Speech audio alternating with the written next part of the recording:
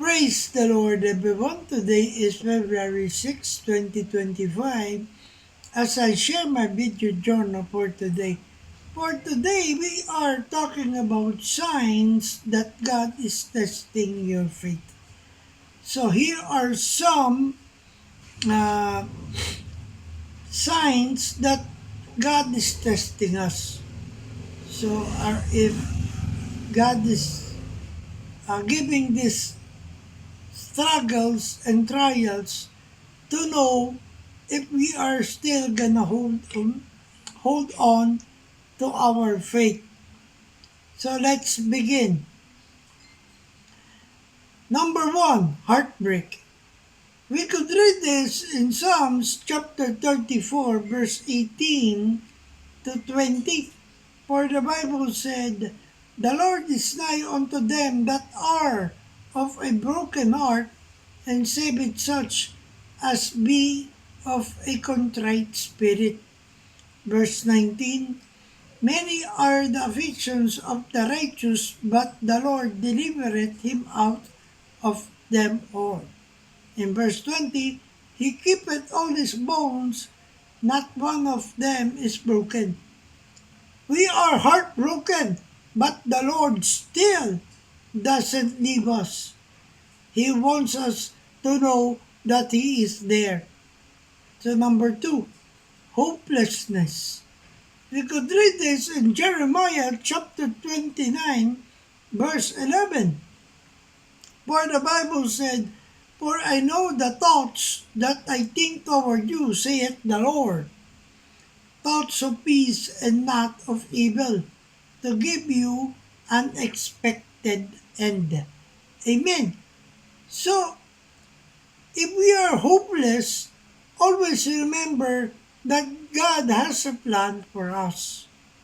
Number three, family issues. So we could read in 1 Timothy chapter 5 verse 8, "For the Bible said, But if any provide not for his own, and especially for those of his own house, he hath denied the faith, and is worse than an infidel." So always think that God gave us those issues for the family for us to encourage them that it's not the end. The Lord is still there for us. Number four, failure to achieve goals. In Psalms 37, verse 5, for the Bible said, "Commit thy way unto the Lord, trust also in Him, and He shall bring it to pass." Amen. So, it doesn't mean failure to achieve goals is the end. But we still have to commit unto the Lord and trust in Him, and He will bring it to pass. So the fight is not the end. So if the failure comes, God is testing us to move and stand firm of faith to the Lord. And number five, financial issues. So in Philippians chapter 4 verse 19, for the Bible said, "But my God shall supply all your needs according to His riches in glory by Christ Jesus." Amen. So God will provide everything that we needed. All we have to do is ask in prayer.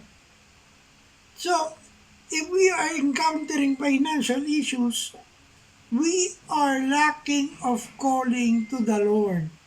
So, number six, patience test. In James chapter 1, verse 3 and 4, for the Bible said, "Knowing this, that the trying of your faith worketh patience."